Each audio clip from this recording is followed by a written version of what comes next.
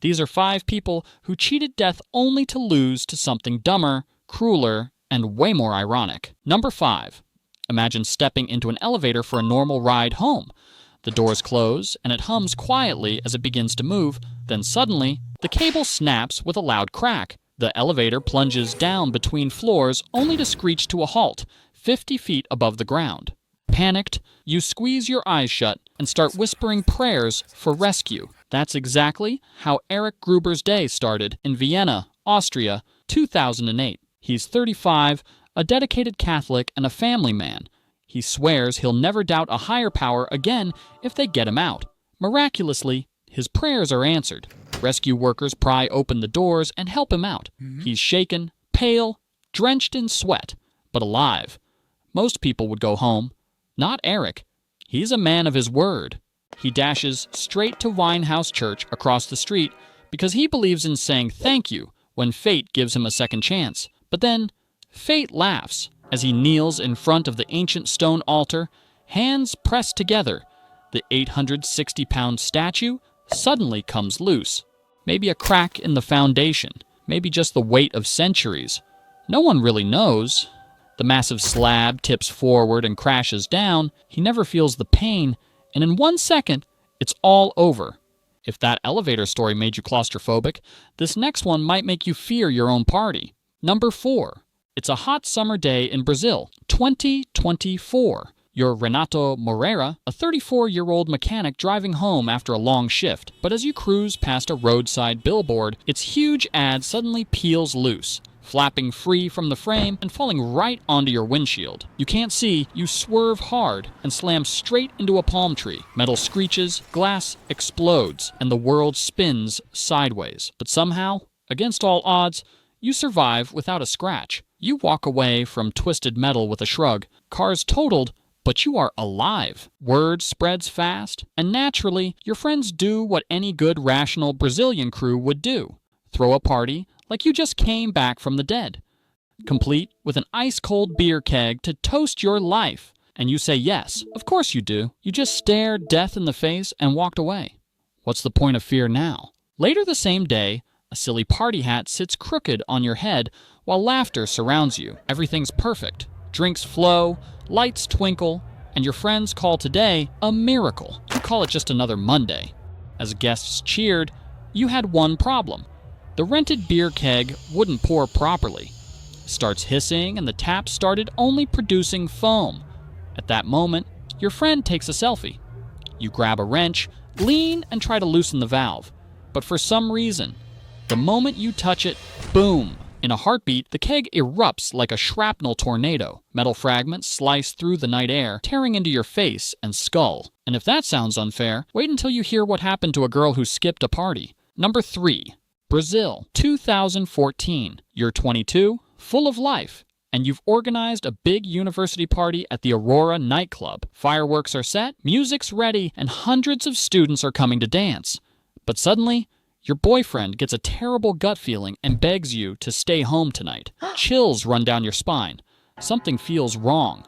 So you cancel your plans and lay in bed to watch television. That night across town, laughter turns to screams when a cover band's fireworks set the acoustic foam ceiling in flames. In seconds, the club becomes a furnace. Over 242 lives are claimed by flames, suffocation, and trampling.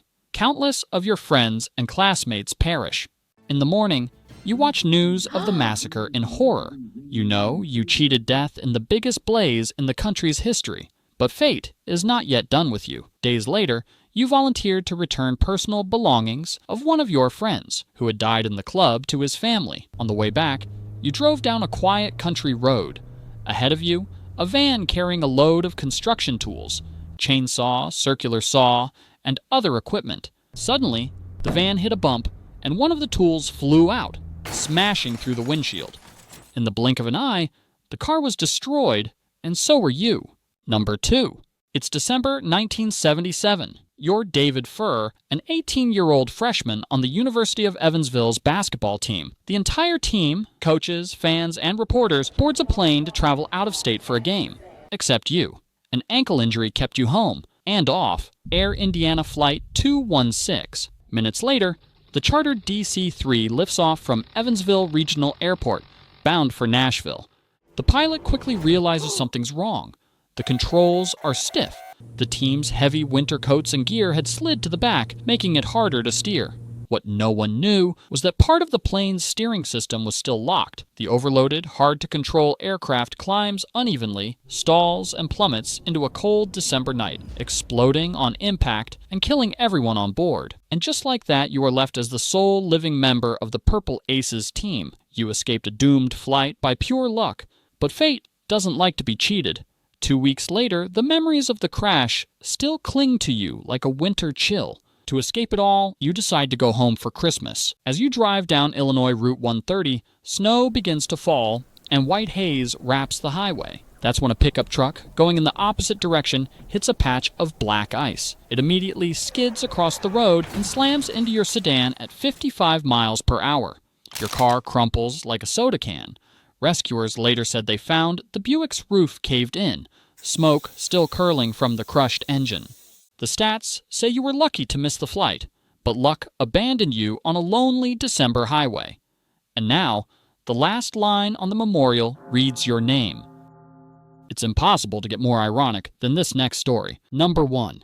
It's July 1911. You're perched on the edge of Niagara Falls, staring into a roar that's swallowed over 1,000 lives already. You want to become the second person and the first man to survive a plunge over the falls.